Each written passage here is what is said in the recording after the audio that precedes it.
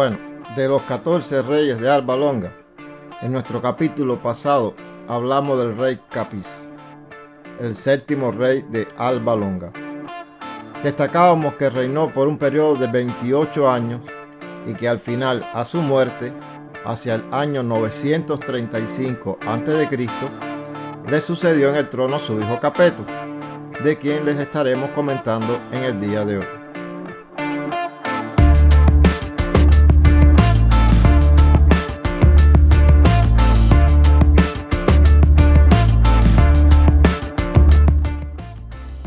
Hola y bienvenidos al canal donde comprenderás la historia en su orden de acontecimientos, siglo a siglo, año tras año. Comenzamos.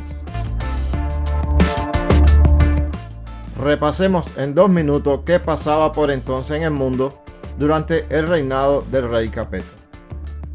En 935 a.C., en Irak, muere el rey Tiglat-Pileser II, rey de Asiria, del que ya le habíamos comentado en el capítulo anterior.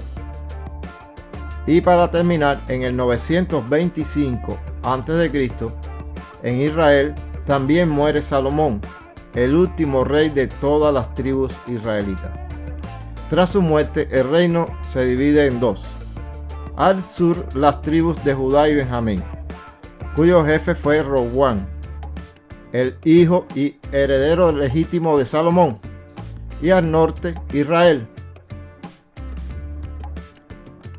que agrupó las restantes 10 tribus del pueblo de Israel, que finalmente se sublevaron y separaron de Judá por los excesivos impuestos de Roboam, que heredó de su padre, y designaron un nuevo jefe.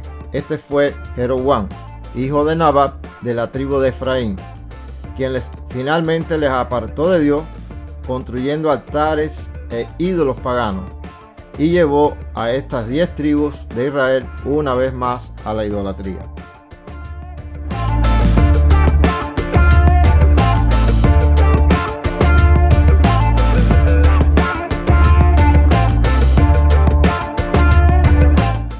El rey Capeto fue el hijo de Capís, el séptimo rey de Alba Longa.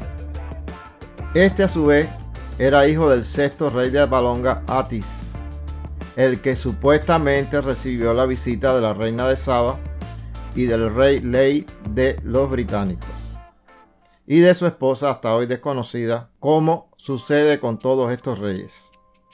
Y en cuanto a su madre, tampoco tenemos referencia o mención alguna de quién fue, y tampoco nada con respecto a sus abuelos maternos. El nombre Capeto se encuentra en todas las listas antiguas de reyes albanes. Se han expresado muchas teorías diferentes sobre el origen de su nombre. La más aceptada es que su nombre deriva del latín, como está en la pantalla. Ni se imaginen que se lo voy a pronunciar en latín. Este texto hace referencia a la menor de las 7 colinas de las que se originó la antigua Roma, con unos 46 metros de altura y muy cerca de la orilla sur del Tíber, como vemos en esta pintura a la vista de un artista contemporáneo antes de que se construyera el templo de Júpiter Capitolino. En esta otra vista podemos observar la colina en la era republicana, y en esta foto los restos que aún quedan de los cimientos del templo. La estatua de Capeto Silvio también fue erigida en el Foro de Augusto, junto con las estatuas del resto de los reyes de Alba Longa.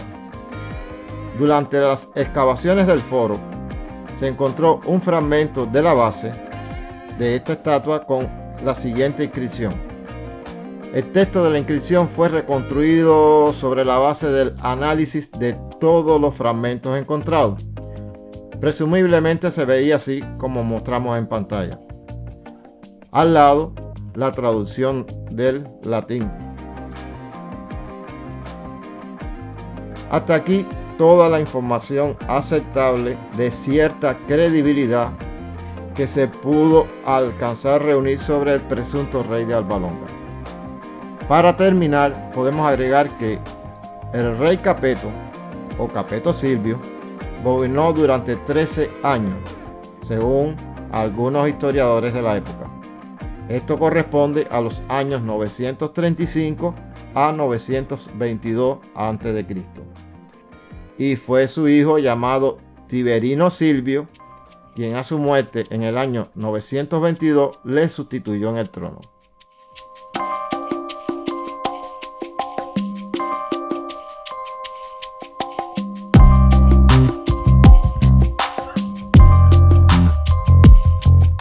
Y será precisamente de su hijo Tiberino Silvio de quien les hablaremos y será nuestro protagonista en el próximo capítulo, donde averiguaremos si tomó su nombre del río Tíber o acaso el Tíber le debe su nombre al rey.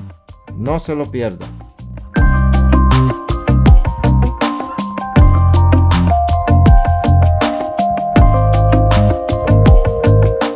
Si le gustó el vídeo, le invitamos a que se suscriba al canal y active la campanita para que no se pierda nuestro próximo capítulo sobre el rey Tiberino Silvio de Alba Longa. Regálame un like, compártelo con tus amigos y hasta la próxima.